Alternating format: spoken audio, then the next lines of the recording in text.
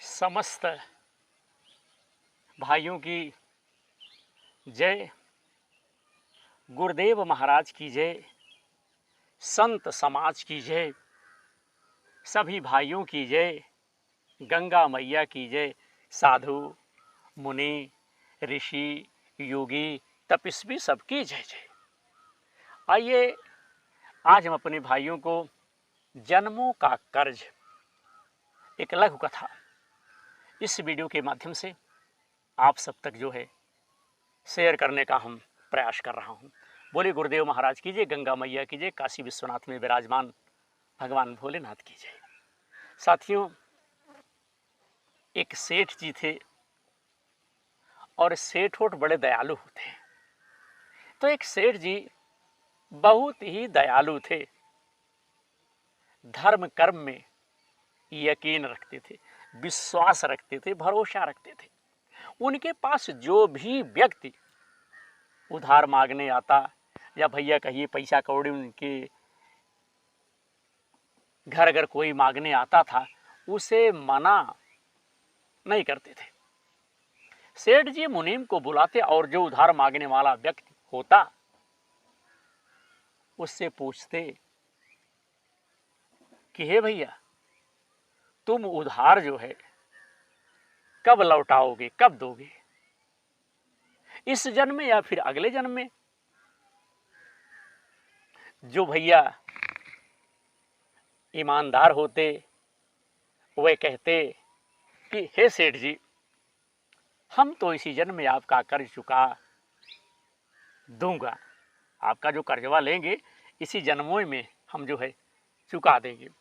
और कुछ लोग जो ज़्यादा चालाक बेईमान होते वे कहते कि हे सेठ जी, हम आपका कर्ज अगले जन्म में उतारेंगे। और अपनी चालाकी पर वे मन ही मन खुश होते, बड़ा प्रसन्न होते थे कि क्या मूर्ख सेठ है, कैसा सेठ है, अगले जन्म में उधार वापसी की उम्मीद लगाए बैठा हुआ है।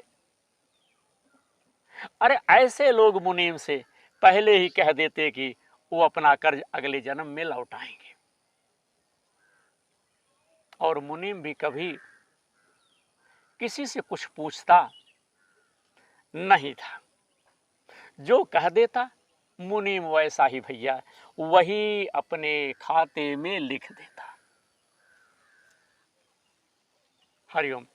साथियों, एक दिन एक चोर भी सेठ के यहां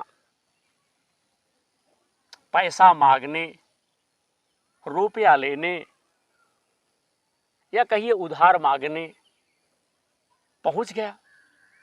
उसे भी मालूम था कि सेठ अगले जन्म तक के लिए रकम देते हैं, उधार है। हालांकि उसका मकसद उधार लेने से अधिक सेठ की तिजोरी को देखना था। विशेष तौर पे वह भैया सेठ की तिजोरी जो है उसे देखना चाहता था। वो उधार लेने नहीं आता कि कम से कम सेठ की तिजोरी में क्या है। चोर ने सेठ से कुछ रुपए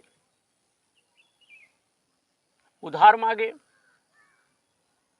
सेठ ने मुनीम को बुलाकर उधार देने की बात भैया कह दी कि दे दीजिए। मुनीम ने चोर से पूछा कि हे भाई, इस जन्म में लौटाओगे या अगले जन्म में। चोर ने कहा, हे मुनीम जी, मैं यह रकम अगले जन्म में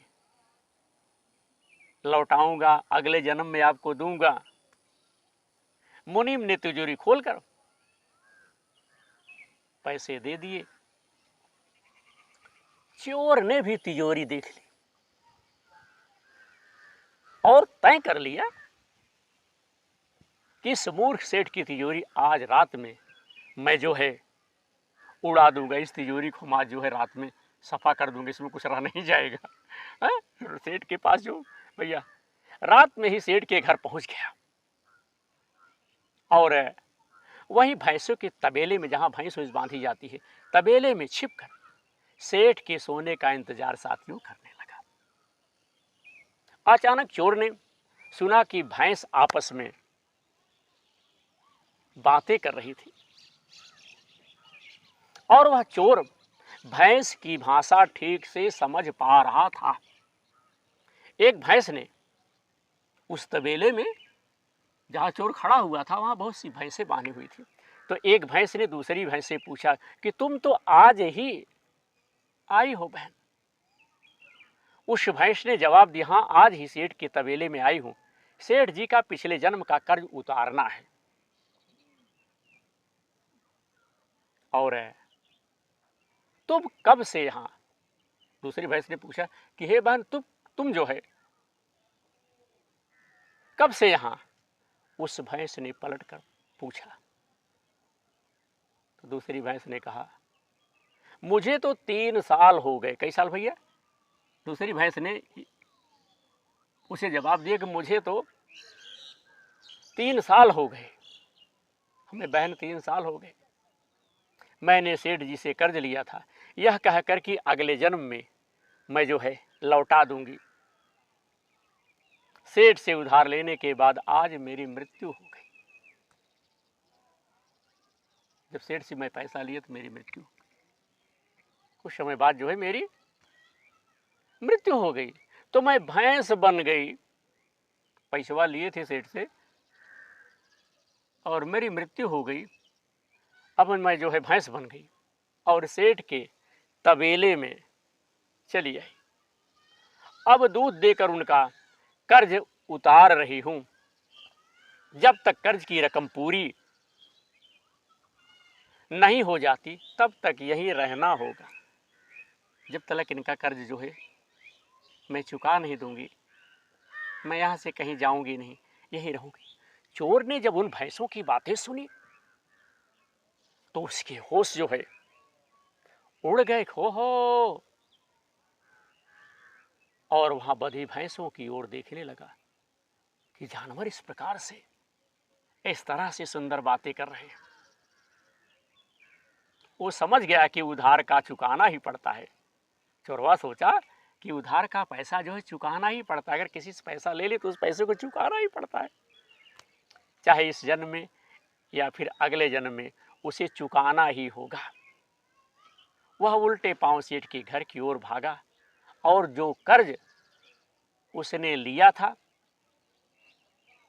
फटाफट भैया मुनीम को वापस करके रजिस्टर से अपना नाम जो है कटवा लिया। साथियों, हम सब इस दुनिया में इसलिए आते हैं। किस लिए आते हैं? हम सब इस दुनिया में इसलिए आते हैं क्योंकि हमें किसी से लेना होता है तो किसी को देना होता है। इस तरह से प्रत्येक को कुछ ना कुछ लेने देने का हिसाब चुकाते रहना चाहिए। इस कर्ज का हिसाब चुकता करने के लिए इस दुनिया में कोई बेटा बन करके आता है, कोई बेटी बन करके आती है, कोई पिता बन करके आता है, तो कोई माँ बनकर आता है, तो भैया कोई पति बनकर आता है,